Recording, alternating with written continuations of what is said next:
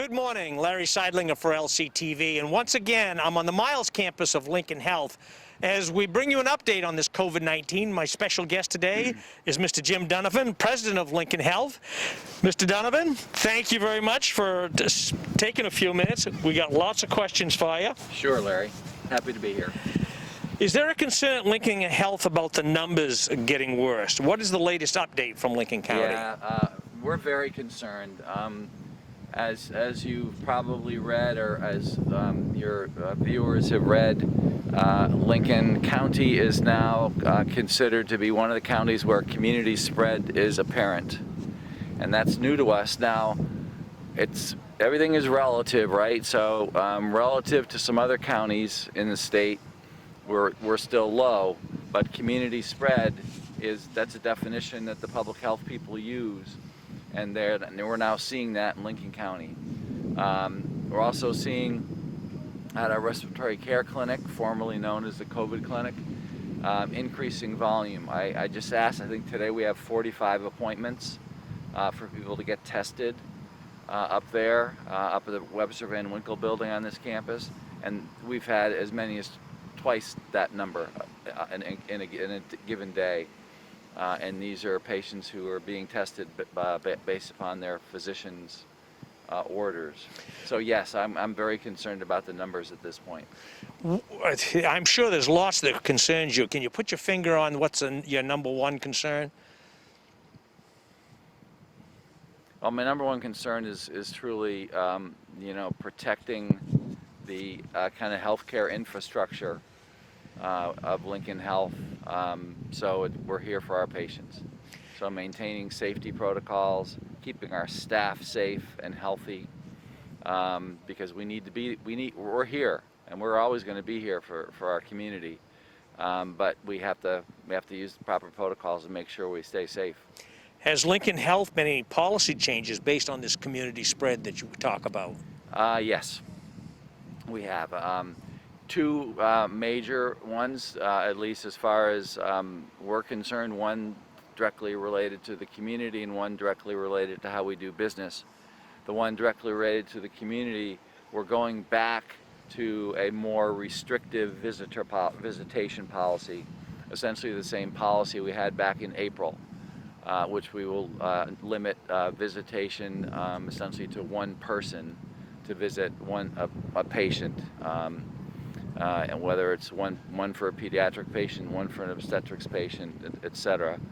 So it's going to be much more restrictive than it has been. We loosened it up. We loosened that policy up after April because things were getting better and the numbers were low in Lincoln County. Now that they're going the other way, we're putting the older, more restrictive policy back in place. And second, as it relates to how we do business, we're eliminating all in-person meetings again. We had limited, if you were to walk through the hospital right now, you would see on our meeting rooms a number of occupants. Kind of like the fire marshal puts number of occupants on a meeting room. Well, we put them on all of our meeting rooms based upon social distancing requirements and the size of that room. So we have been doing some of those meetings in person, whether they be medical staff meetings or board meetings or committee meetings, management meetings, all kinds. But now we're ending that. And all meetings are going to be virtual going forward. So those are two major changes. Last spring, we had a real serious issue with supplies, face masks and ventilators. Yes. Has Lincoln Health had to make any changes to its supply chain, or are you still in good shape? Supply chain is strong. Yeah, we've had no issues there whatsoever.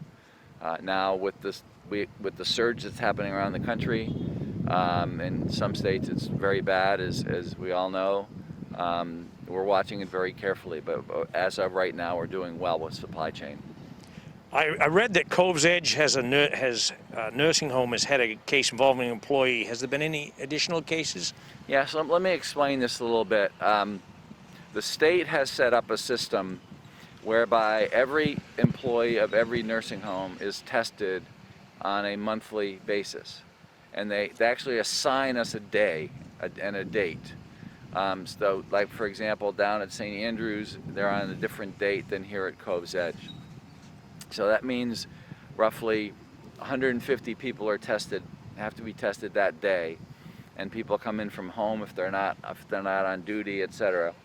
And we had one of our employees who had not had any patient contact for a couple of weeks test positive, and that person was immediately put in quarantine.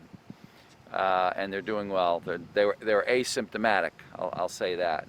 So they were showing no symptoms. But that's the only one that we've had, and that has not impacted any residents. When that happened, we immediately notified all the residents and their families, so they were aware of what was going on. We've done well with the rest of the testing, and the same at St. Andrews. St. Andrews, their last round, they were all negative. So. You had, earlier in this pandemic, you had a lot of people working from home. Is that still the case, or do you see that increasing or decreasing moving forward? Yeah, at one point in the early parts of the pandemic, we had probably several dozen, or maybe even more than several dozen people working from home. We reeled that back in, and as of Labor Day, really, we still have just a few people working from home. However, with what's happening now at the Maine Health System, we have put in place a task force that's studying our work from home policies, procedures going forward, and our own Cindy Wade is co-chairing that committee, and they've delivered a preliminary report already. So what they're trying to determine is what functions can effectively work from home or work off-site. Sometimes it's not necessarily home. Work off-site and on a regular basis. We learned a lot during this period of how people worked from home. Learned a lot about the technology needed to allow them to be effective at home. So we know there's a place for that going forward, and that's what this group that Cindy is co-chairing is studying. Let's talk about the financial pressures of being a CEO. It's no secret how hospitals have lost an enormous amount of money in this pandemic. Right. How's Lincoln Health holding up? The way we measured it during the pandemic, first of all, we knew right off the bat that any budget that we put together 6 or 8 months ago was, blown up. So what we did, we put in place what we called recovery goals.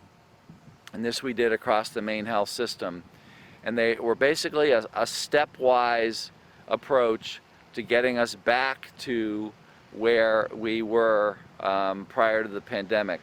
So what we saw, if I were to show you a graph of our budget, you would see we were kind of moving right along, December, January, February, March, into April, and then boom. It's just like we dropped off a cliff with our business, our revenue. And this recovery process has been basically climbing back up that cliff. And we put in place a stepwise process that would get us back to pre-COVID volumes by the 1st of January. And we've hit every one of those recovery goals. So we have at Lincoln Health, as has the Maine Health System. So we're very confident that we're on the right path. We did, as Lincoln Health will probably end up with an operating loss of somewhere between $2 and $3 million when all is said and done, and we'll make that up. We'll dig out of it. It's going to take a while. That's almost a win as bad as it's been, though, isn't it? It is. It's at least a tie.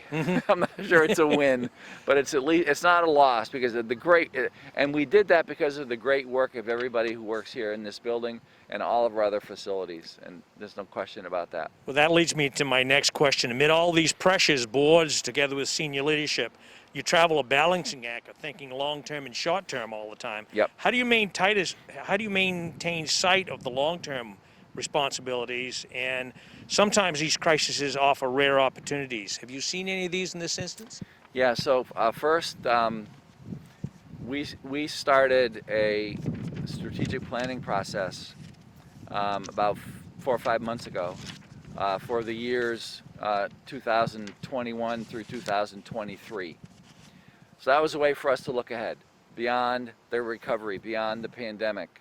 And we're actually taking the final recommendations from that plan to our board this month at the end of, must be on the 19th of November.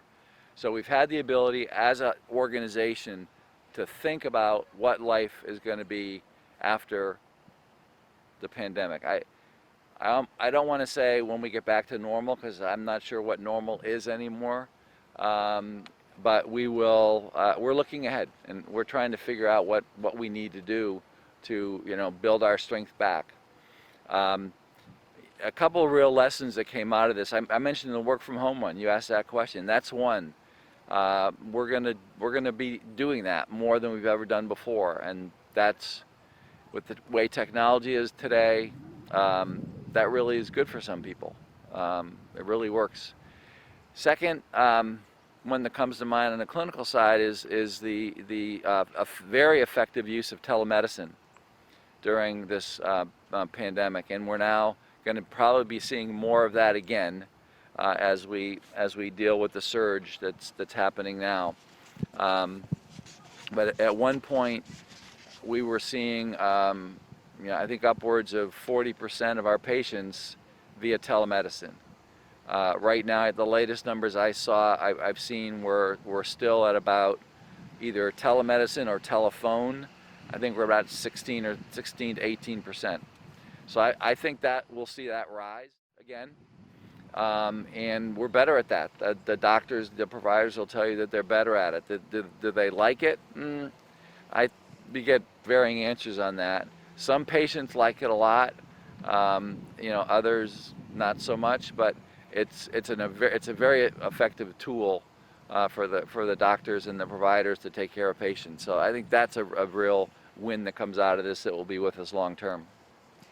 When was the moment, Mr. Donovan, when this COVID-19 pandemic was going to be a real different kind of a challenge for you as a CEO from ones you faced in the past?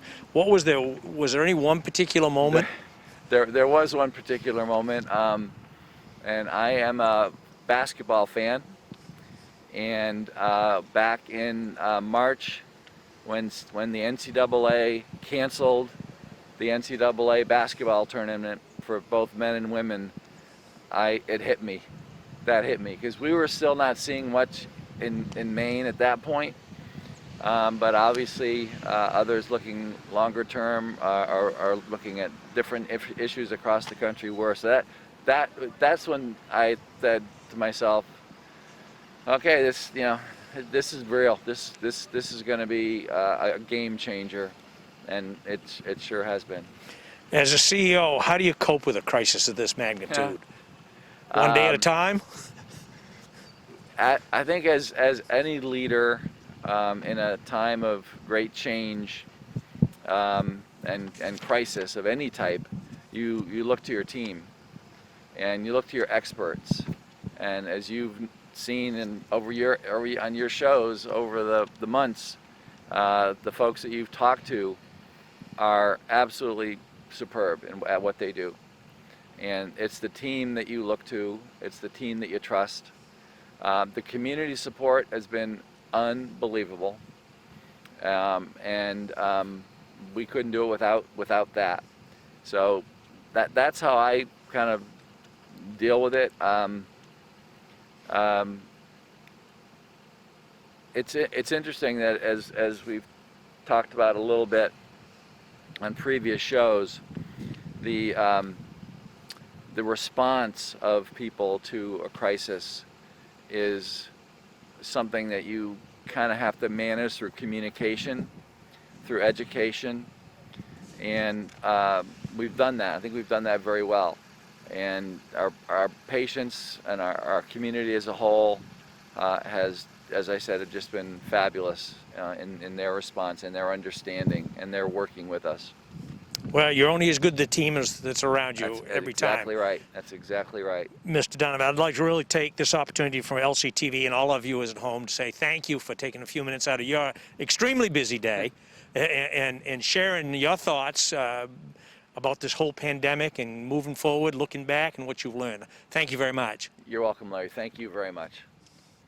So for LCTV, I'm Larry Seidlinger, and once again, we're at the Miles campus here in Damariscotta of Lincoln Health.